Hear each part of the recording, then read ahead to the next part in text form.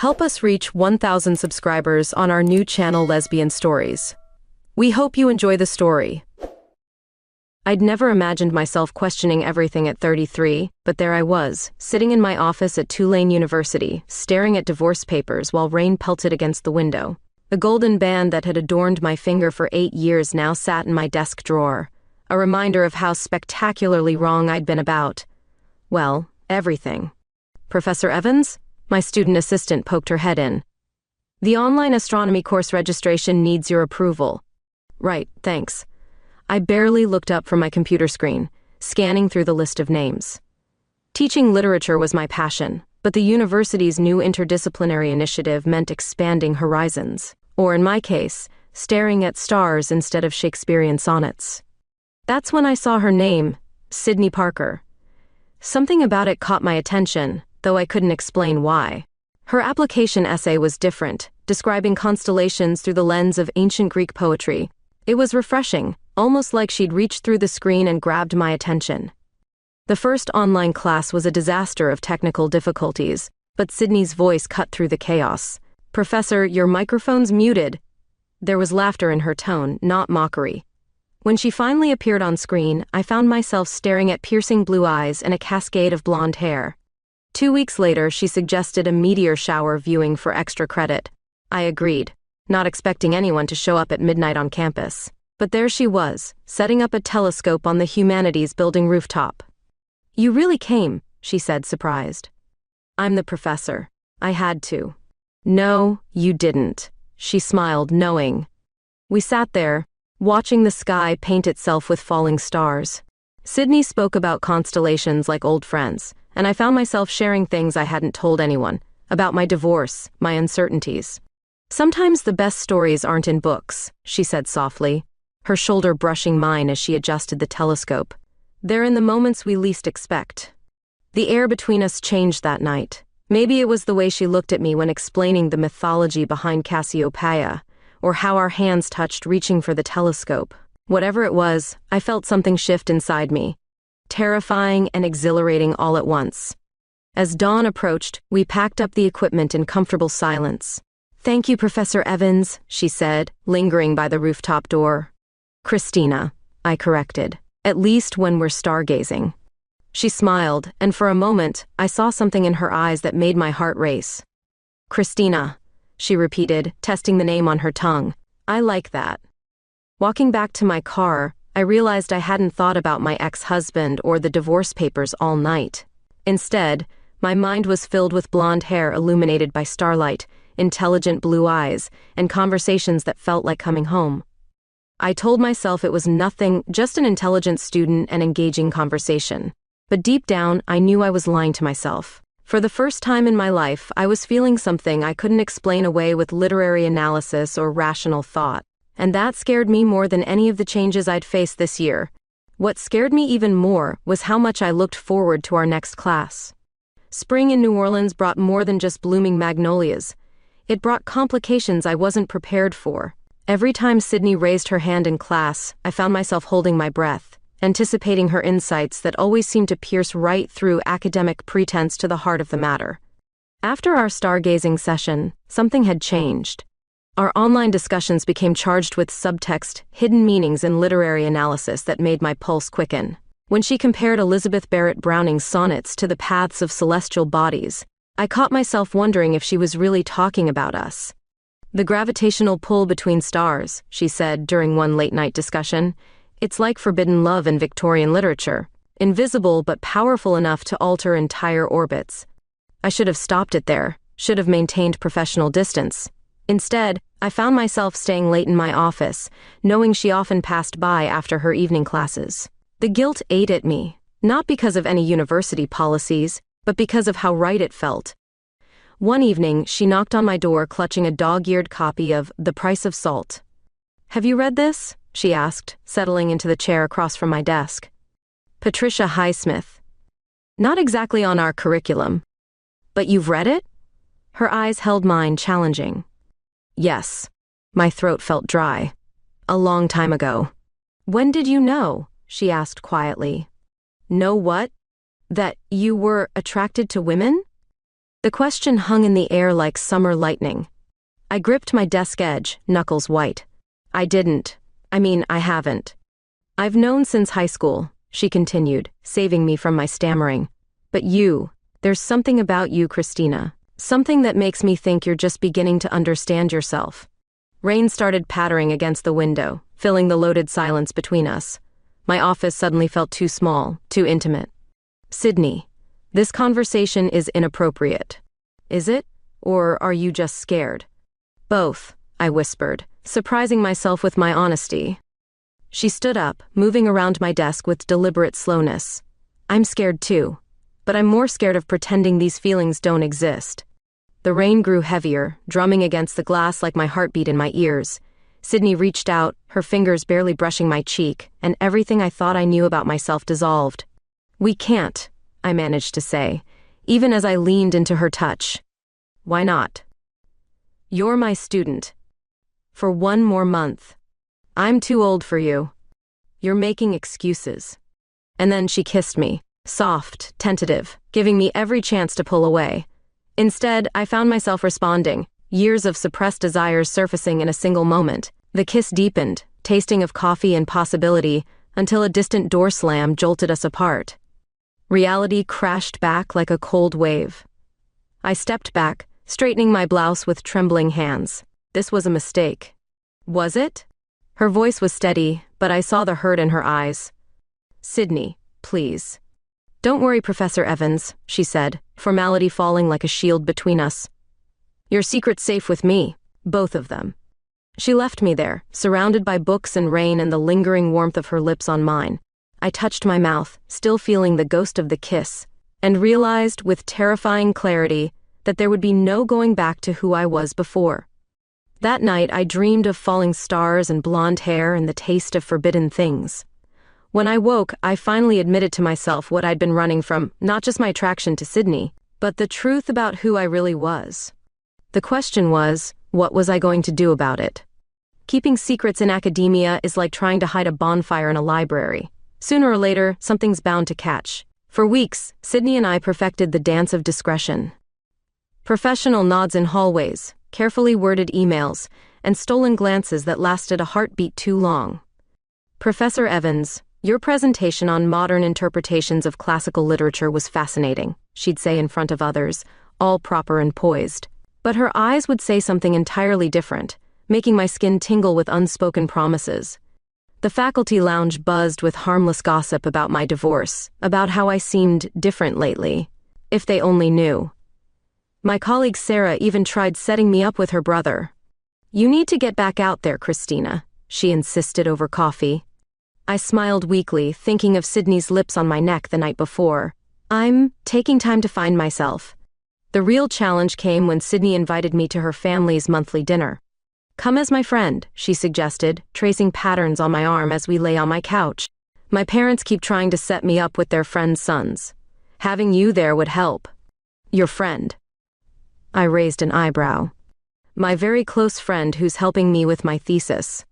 The Parker Mansion in the Garden District looked like something out of a Southern Gothic novel.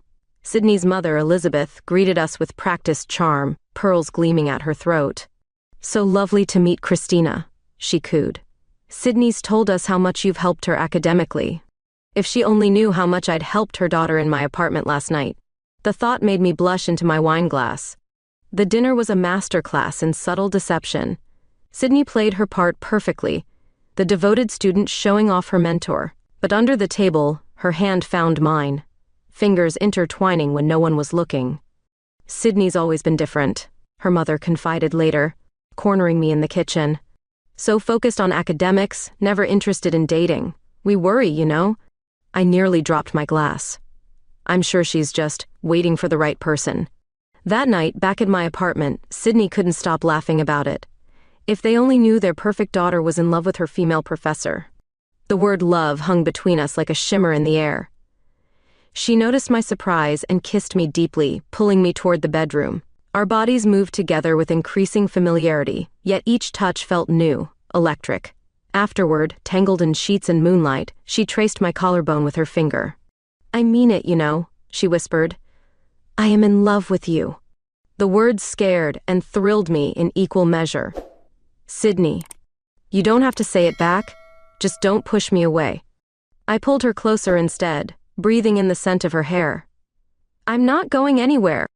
But life has a way of testing such promises.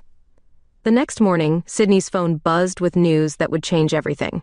Her grandfather had died, leaving behind a complicated inheritance and family secrets that would soon draw us into something far more dangerous than a hidden romance.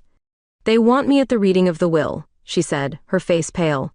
And they expect me to bring my close friend, who's been such a good influence. Looking at her worried expression, I realized our careful charade was about to become much more complicated. Our private world of stolen kisses and secret touches was about to collide with the harsh reality of family politics and old money. Whatever happens, I said, pulling her close, we'll face it together. She nodded against my shoulder, but we both felt the shift in the air. Our love story was about to become entangled with something bigger than ourselves, and neither of us was prepared for what would come next. The Parker family lawyer's office felt like a tomb, all dark wood and heavy silence. Sydney sat beside me, her knuckles white as she gripped the armrest. Around us, family members perched like ravens, their expressions ranging from practiced grief to barely concealed anticipation. Before we proceed, Mr. Hamilton adjusted his wire-rimmed glasses. There are some irregularities in the documentation that need addressing.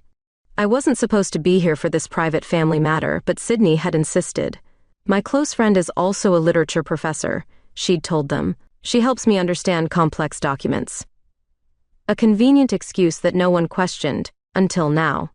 The old man's will was a masterpiece of complicated clauses and conditions, but as a professor who'd spent years analyzing texts, something caught my eye, a pattern in the language that seemed deliberately obscure. Miss Parker, Hamilton's eyes fixed on Sydney. Your grandfather's final edition includes a specific condition regarding your inheritance. Sydney's brother James snorted from across the room. Let me guess. She has to get married first? Actually, Hamilton cleared his throat. The condition states that the heir must demonstrate genuine commitment to family values through a stable, long-term relationship. My stomach dropped. Sydney's hand found mine under the table, squeezing tight. Well, that's ridiculous, Elizabeth Parker interrupted. Sydney's young, focused on her studies. How can she? I am in a relationship, Sydney announced, her voice steady despite the slight tremor in her hand. The room fell silent. James leaned forward, his expression suddenly sharp. Oh? With whom? I felt the weight of his gaze, saw the calculation behind his eyes. He knew. Somehow he knew. That's private, Sydney replied coolly. Private? James laughed. When there's $50 million at stake? I don't think so, little sister. As the family argued, I noticed something odd about the papers scattered across Hamilton's desk, between property deeds and bank statements. There was a document partially hidden beneath others, something about offshore accounts and questionable transactions. James caught me looking and moved to block my view. Professor Evans seems awfully interested in our family's private matters. She's here to support me, Sydney defended. Oh, I'm sure she is. His smile didn't reach his eyes. Tell me, Professor, what exactly is your relationship with my sister? The room grew tense. Elizabeth Parker's pearls clicked anxiously as she fingered them. James, Sydney warned. No, let's hear it. He stood, towering over the desk. Because I've seen some interesting security footage from the university. Late nights in offices, rooftop meetings. Sydney paled. I felt sick. That's enough, Mr. Hamilton interjected. This meeting is about your grandfather's will, not about. It's about everything, James snapped. The money, the company, our family's reputation. And I won't let it all go to. To what? Sydney stood, trembling with anger. To your gay sister and her girlfriend? Is that what you're afraid of? The words exploded in the room like a bomb. Elizabeth Parker made a choked sound. Hamilton dropped his glasses. Sydney, I whispered, but she wasn't finished. While you're also concerned about family values, maybe we should discuss those interesting documents I noticed. The ones about missing funds and tax havens? James went very still. You don't know what you're talking about, don't I? Grandfather knew something was wrong. That's why he changed his will.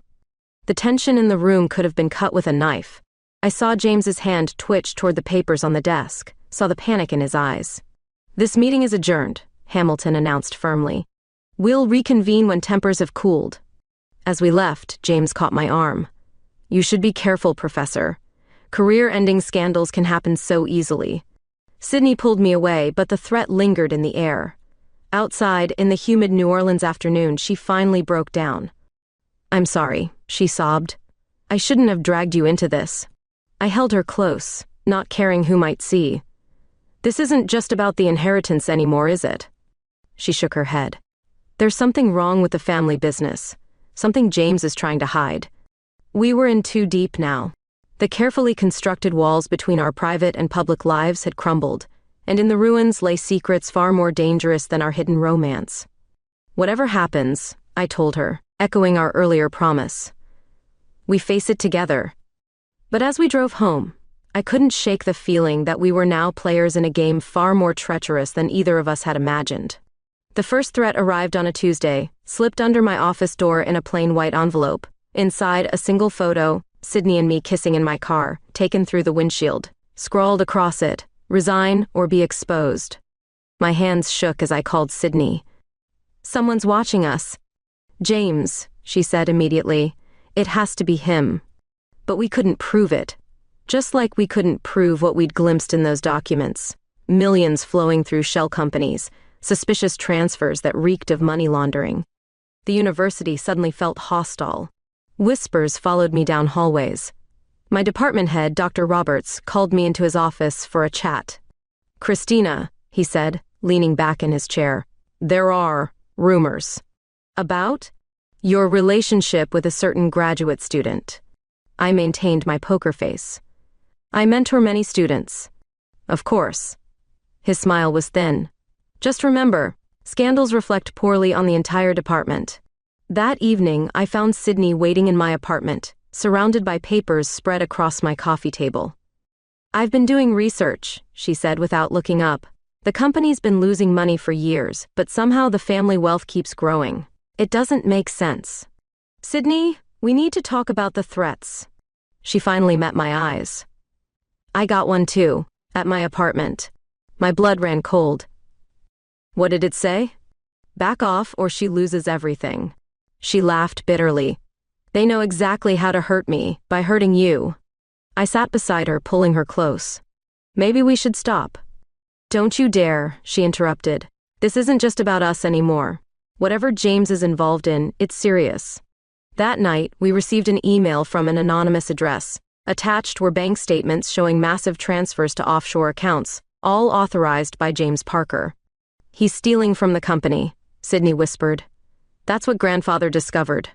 The next day, my faculty parking spot was vandalized, dike scratched into the pavement. Sarah, my colleague, witnessed me discovering it. "Christina," she hesitated, "is there something you want to tell me?" I was tired of hiding. "I'm in love with a woman." Her face softened. "I know. I've seen how you look at Sydney Parker. Are you going to report me?" "No." She squeezed my arm. "But others might not be so understanding." The pressure mounted. Anonymous calls. More photos. Sydney's research materials disappeared from her desk. My office was broken into, though nothing was taken, just a warning. Then came the newspaper clipping, delivered to both our doors. An article about a professor who lost everything after an inappropriate relationship was exposed. "We need to go public," Sydney decided. "Beat them to it. It'll ruin my career." "They're going to ruin it anyway." She paced my living room. "At least this way we control the narrative." Before we could decide, my phone buzzed with a text from an unknown number. "Tomorrow's board meeting. Missing funds will be discussed. Be there." Sydney's face lit up. "This is it. Someone on the inside is helping us. Or setting us up." She kissed me fiercely. "There's only one way to find out." That night, as we lay in bed, neither of us could sleep. The stakes had become impossibly high. My career, her inheritance, and somewhere in the middle, our love story that refused to be silenced. "Are you scared?" she whispered in the dark. "Terrified," I admitted, "but not of being exposed anymore. I'm scared of what your brother might do to protect his secrets." She traced my face with her fingers. Whatever happens tomorrow, remember I chose you, knowing the risks. The gravity of tomorrow's confrontation hung over us like a storm cloud. We were about to step into the open, challenging both academic politics and family power. There would be no going back. Together? I asked. Together, she confirmed. Outside, New Orleans hummed with its usual nighttime symphony, oblivious to the drama unfolding within its depths. Tomorrow would change everything. We just didn't know yet whether for better or worse. The university boardroom felt like a courtroom the morning everything exploded. I sat beside Sydney, our shoulders barely touching, as James Parker strode in with the confidence of someone who thought he held all the cards. "Professor Evans," he nodded, smirking. "Surprising to see you here." Before anyone could respond, Dr. Roberts cleared his throat. "We've received some concerning financial documents regarding the Parker Family Foundation's university donations." James's smirk faltered slightly. "I don't see how this concerns a literature professor." "It concerns everyone," Sydney stood, pulling out a folder. "Especially when those donations are being used to launder money." The room erupted in whispers. Elizabeth Parker, sitting in the corner, clutched her pearls so hard I thought they'd snap. "Sydney," James warned, "think carefully about what you're doing." "Oh, I have." She started distributing copies of bank statements. "While you've been trying to blackmail us with photos and threats, we've been gathering evidence." I watched the blood drain from James's face as board members examined the documents. The anonymous tip had been right. This meeting was our chance. "These allegations are serious," the board chairman said. "They're nonsense," James sputtered. "And speaking of inappropriate behavior, perhaps we should discuss Professor Evans's relationship with my sister?" There it was, the card he'd been waiting to play. I stood up, my heart pounding but my voice steady. "Yes, let's discuss it." I met each board member's eyes. "I'm in love with Sydney Parker. We began our relationship after she was no longer my student, and we've done nothing to violate university policy." The silence was deafening. Dr. Roberts looked like he'd swallowed a lemon. "This is exactly what I mean," James pressed. "She's trying to distract from..." "From what?" Sydney interrupted. "From the fact that you've been stealing from the family company, that you killed our grandfather's legacy?" Elizabeth finally spoke, her voice trembling. "James, what is she talking about?" "Mother, don't listen to." "The offshore accounts," Sydney continued. "The missing millions. Grandfather found out, didn't he? That's why he changed his will." James lunged for the documents, but Sarah, bless her heart, had already collected them. "I believe the board needs to review these," she said firmly. "This is absurd," James shouted. "You're going to believe a couple of..." "Choose your next words carefully," I cut in, surprising myself with my steel. "The press would love to hear about all of this." The threat hung in the air. James's face contorted with rage, but he must have seen something in the board members' expressions that told him he'd lost. "Fine," he spat. "But this isn't over." He stormed out, leaving Elizabeth Parker staring at the evidence of her son's betrayal. "Sydney," she whispered, "why didn't you tell me?" "Would you have believed me?" Sydney's voice cracked. "Over your perfect son?" The board chairman cleared his throat. "Given the severity of these allegations, we'll need to involve the proper authorities." What followed was a blur of statements and signatures. By afternoon, the police had been called, and James was being brought in for questioning. In my office later, Sydney collapsed into my arms. "I can't believe we did it."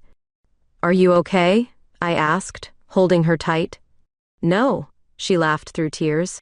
"My family's falling apart, my mother can barely look at me, and the whole university knows about us. But somehow, I feel freer than ever." Dr. Roberts appeared in my doorway, looking uncomfortable. "Christina, the board would like to speak with you about your situation." I straightened my spine, ready to face whatever came next. Sydney squeezed my hand. "Go," she said. "I'll be here when you're done." Walking to the boardroom, I realized something had fundamentally shifted. The secrets that had threatened to destroy us had instead forced us into the light. Whatever consequences waited behind those doors, at least we'd face them honestly. The truth, as they say, had set us free. Now we just had to live with it. "I'm sorry, Professor Evans, but given the circumstances..." Dr. Roberts shuffled papers on his desk, avoiding my eyes. "The board feels it would be best if you took a position at another institution." I'd expected this, but it still stung. I understand. LSU has expressed interest. Their English department could use someone of your caliber. The careful dance around the real issue made me want to laugh. Not fired, just strongly encouraged to leave, all to avoid a discrimination lawsuit while maintaining the university's pristine reputation. When I told Sydney, she was furious. They can't do this. We didn't break any rules. We were in my apartment, packing books into boxes. The afternoon sun painted everything golden, making the moment feel surreal. Actually, I said, wrapping a coffee mug in newspaper, they're doing me a favor. Full professorship at LSU, better salary, fresh start. But it's not fair. She slumped onto my couch. You're losing everything because of me.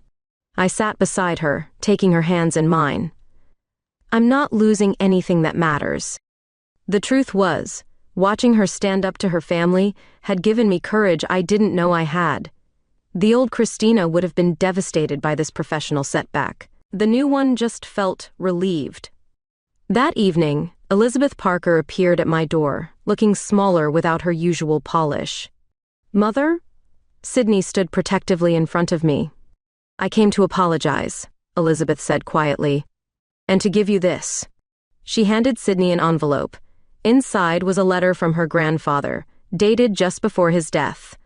He knew, Elizabeth explained, about both of you, about James, about everything. He wanted Sydney to have someone strong enough to stand up to the family when the truth came out. Sydney's hands trembled as she read. He wrote that he was proud of me. He wasn't the only one who's proud, Elizabeth said, surprising us both by pulling Sydney into a hug. Later that night, Sydney read the letter aloud as we lay in bed. Her grandfather had suspected James's illegal activities for months, but needed someone brave enough to expose them. He'd seen Sydney's strength, even when she was hiding. I'm declining the inheritance, Sydney announced suddenly. What? Why? Because I don't want anything that comes with strings attached. She rolled over to face me. I've spent my whole life trying to be what everyone else wanted. The perfect daughter, the brilliant student, the worthy heir. For once, I just want to be me. And who is that? Someone who loves literature and stars, and her former professor. She smiled. Someone who's finally brave enough to live her truth. The next day, I submitted my resignation letter. As I cleared out my office, Sarah helped pack my books. You know, she said, 10 years ago, I chose security over love. Sometimes I wonder. It's never too late to choose differently, I told her. Sydney appeared in the doorway with more boxes. Ready? I looked around my office one last time. This room had seen the beginning of our story, late-night conversations about literature that turned into something more, stolen kisses between classes, the first trembling steps toward understanding myself. You're really giving up tenure for love? Sarah asked, but she was smiling. Not giving up, I corrected. Choosing something better. That night, we sat on my apartment's balcony, sharing wine and making plans. LSU had offered me the position, and Sydney had decided to transfer her graduate studies there. What if it doesn't work out? She asked softly. What if we're crazy to blow up our lives like this? I thought about the past few months, the secrets, the threats, the fear, but also the exhilarating freedom of finally being honest. Maybe we are crazy, I admitted, but I'd rather be crazy and true to ourselves than safe and living a lie. She kissed me then, tasting of wine and possibility. Below us, New Orleans hummed with life, reminding us that endings are just beginnings in disguise. Together? She whispered against my lips. Together, I promised, and this time I wasn't afraid at all. 1 year later, I stood in my new office at LSU, arranging books on freshly installed shelves. Through the window, I could see students crossing the quad, their shadows long in the late afternoon light. Professor Evans? A knock at my door. Your 4 o'clock is here. My new teaching assistant didn't know the smile that spread across my face wasn't for the upcoming faculty meeting, but for the memories that title still stirred. Dr. Evans now, actually, I corrected gently.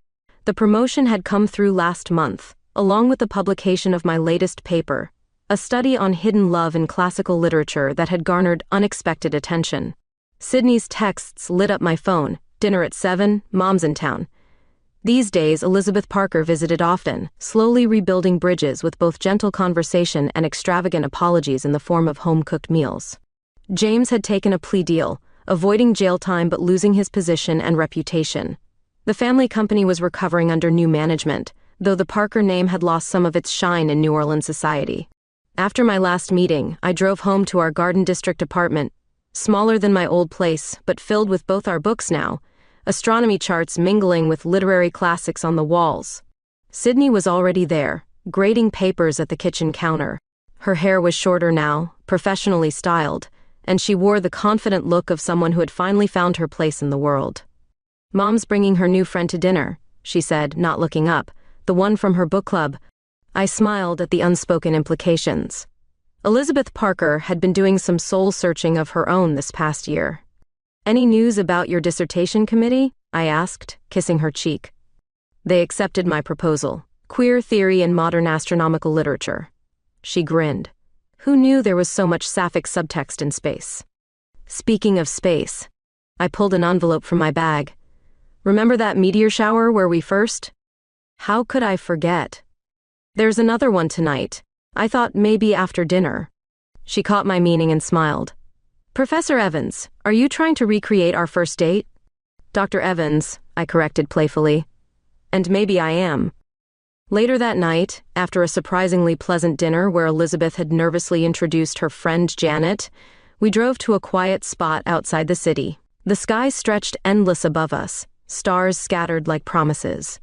"Did you ever imagine we'd end up here?" Sydney asked, setting up her telescope, the same one from that first night. "Honestly, no." I wrapped my arms around her from behind. I was too scared to imagine anything this good. Even with everything we lost? I thought about my old position, her family fortune, the comfortable predictability of our former lives. We didn't lose anything we couldn't live without. The first meteor streaked across the sky, and Sydney gasped like she had that first night, still capable of childlike wonder despite everything. "I have something for you," she said suddenly, turning in my arms. "I've been carrying it around for weeks, waiting for the right moment." When she dropped to one knee, stars reflected in her eyes, I felt my heart stop. "Christina Evans," she began, voice trembling, "you taught me more than literature. You taught me courage and truth, and that love doesn't have to follow anyone else's rules." The ring she held caught the starlight, simple and perfect, and us. "Yes," I whispered, before she could even ask the question. Above us, meteors continued their ancient dance, witnesses to another beginning disguised as an ending. As Sydney slipped the ring onto my finger, I thought about all the stories I'd taught over the years, tales of love conquering all, of truth setting people free. I'd never really believed them until now. "Ready to go home?" Sydney asked, gathering our things. Home. Not just a place, but a feeling, a choice, a truth. "With you?" I took her hand, ring glinting between us. "Always." The city lights beckoned in the distance as we drove back, promising new chapters yet to come. Some might call our story unconventional, even scandalous, but the best stories always are. And this one? This one was just getting started.